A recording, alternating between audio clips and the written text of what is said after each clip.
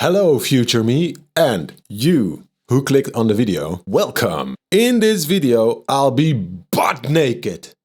Yeah, and not for real of course, I wouldn't want accidents to happen, but I'll give you a butt naked insight into my DIY brain. Disclaimer, if you are a DIYer yourself, you might recognize a brain fart or two. Oh yeah, and I'll be pouring lead in the mold I made last video. So let's do a very short recap. In the last video we started off a clean bottom, of the keel that is. Made a plug out of foam, taped it up, made the first side out of fireproof mortar and concrete. After the first side, the second one was made. Then the highly satisfying job of removing the plug. The bottom part was DIY'd and placed and whoop, done. What you just saw in 22 seconds is actually 3 full weekends worth of work. Editing the video not included. Want to see the real deal? Check out the part 4 of this series. Besides pouring lead, what I want to address in this video has to do with this and this. But first, let's get into some welding. So now that we're up to date, first order of business is making sure the ballast will be firmly attached to the keel. I've welded together a flat frame which I'll bolt onto the keel, since welding on cast iron is something you'd probably want to stay away from. Since lead will not bond to metal, I'm welding these rebar brackets to the frame, which will hold the lead ballast on the keel.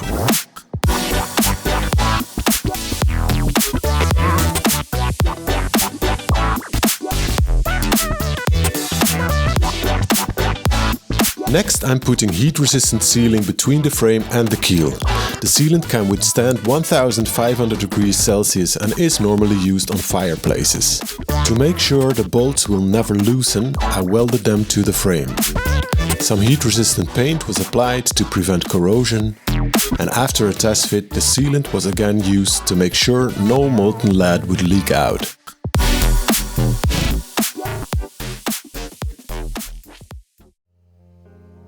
In the next sequence, I'll be melting lead. For the very first time in my whole life. And since I'm a little bit of a nerd, I could watch this process for 30 minutes straight, without blinking. I know, right? So, if you're like me, this sequence will be too short. If you're not, I've added chapters. So you can just move to the next part.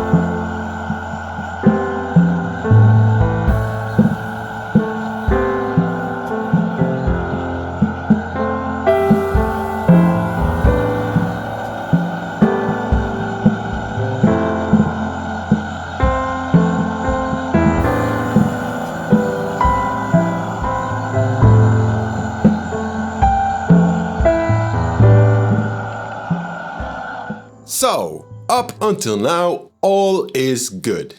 The lead is melting, it's nice, it's hot, it's shiny. The DIY melting pot is working a charm. But from now, stuff gets hectic. What can I say? Look for yourself. Playing with fire and stuff. Yeah. Here it comes and splashing. Good thing I made this tap. Close it. Close it. Hey, it isn't closing. We thought of this one. We have a wrench. As you look at me being slightly overwhelmed, not really knowing how to handle the situation, the naked truth is I've seen this one coming, but successfully ignored it. When I tested it with water, no water would come out when it was closed initially. After opening the tap and trying to close it again, the water flow wouldn't stop completely, like the flow of lead here. I didn't feel like revisiting the tap and made myself believe it wasn't needed, since molten lead isn't as fluid as water, right? Now here's one for you. Just while you want something to be true, it not necessarily is. You'll probably see where this is going. I looked this up and molten lead is 4 times less fluid as water.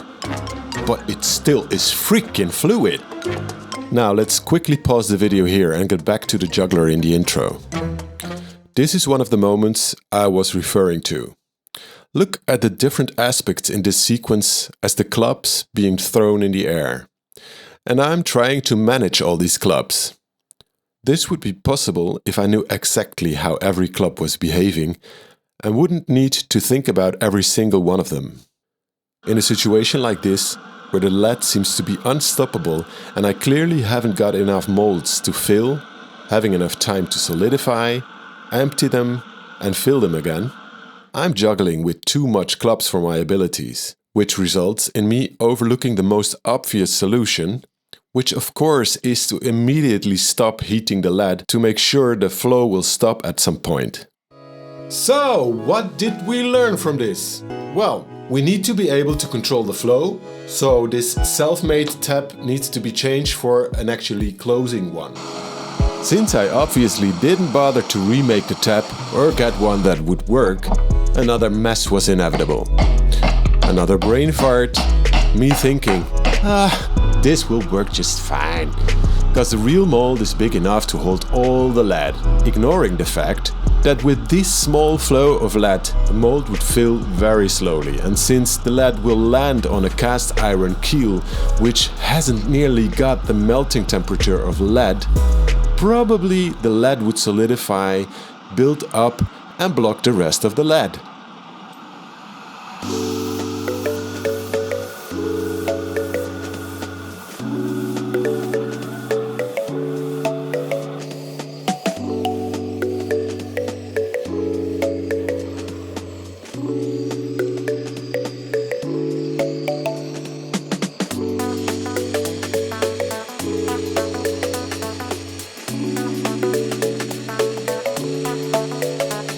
With a hairdryer on the cold setting, I was able to somewhat stop the lead flowing.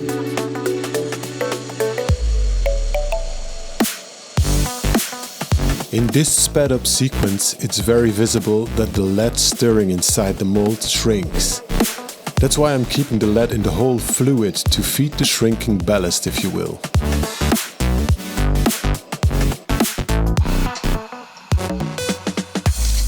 After waiting anxiously, I'm testing if the lead has completely solidified. Now, the moment of truth. Will I have to start over from scratch? I was kind of relieved the mold had filled at the most important places, the front and the back. Where the lead reached the edges, the rounded shape of the mold has formed nicely. Decisions have to be made. Leave it like this and fill the voids with epoxy, or go for another round of pouring to try and fill the voids with lead. Now I think most DIYers are often faced with these types of decisions. There are factors of time and effort which are considered. But also the question, will it get better if I go another round? Or will I mess this up completely and have to start all over again? If you recognize this, let me know in the comments. Now what I try to do is to factor out time and effort. Now in my case, the time factor isn't yet very pressing. Although I'm well aware that time passes by really quickly since I can only work on Sienna during the weekends and in vacations. The work, well, I actually like very much, so this will only add experience in my toolbox. And from experience, I also know that if I wouldn't give this another try, it would still nag on me that I didn't do the best I can do for Sienna. Okay, the decision is obvious. Let's go for another round.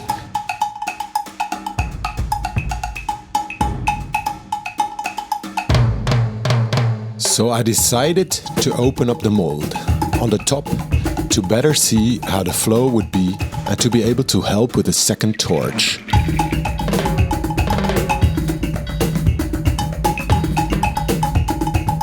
I sealed the crack in the mold and put sealant on the edges of where I knew the ballast was already complete. The melting pot is being prepared, clamps adjusted, made sure there's no debris in the cavity, and the torch was lit.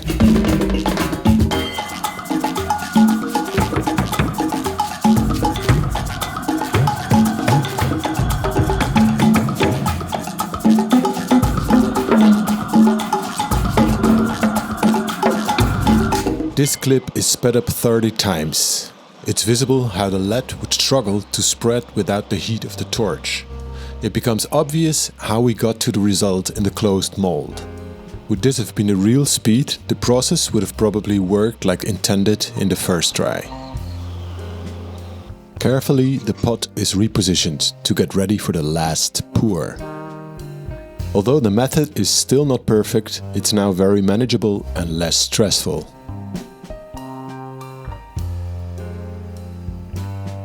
Now let's demold the ballast and see what we've got.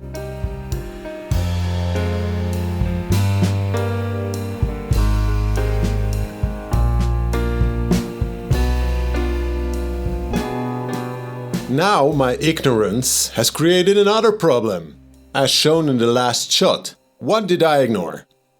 Well, on the first pour I had the keel slightly sloped down to help the lead flow all the way to the other side of the mold. Now that the mold was open up on top, the bottom of the ballast wasn't covered anymore. So by not leveling out the keel, the bottom of the ballast wasn't level. Didn't I think of all this? Oh yes I did, but I successfully ignored it because I finally wanted to have this done. Meaning I now have to spend another day of doing this. First, I'm using the angle grinder to get the flashing off and make sure the transition from the keel to the ballast is very smooth. Second, I took these slats and made sure they were at the exact height where the bottom of the ballast was intended to be. Using this cheap electric planer, I was able to shave down the axis and get a leveled surface. Since lead is quite soft, tapping it with a hammer takes out small imperfections. Now I'm cleaning part of the keel of rust and old paint to coat it with an epoxy-based rust converter and primer. Since I'll be covering the keel in fiberglass in a few months, I'll be able to see how this product holds up. Now this is all said and done, the question is, how much weight was added to the keel? I'm not sure about it, how much it actually is, so why don't we go ahead and weigh it?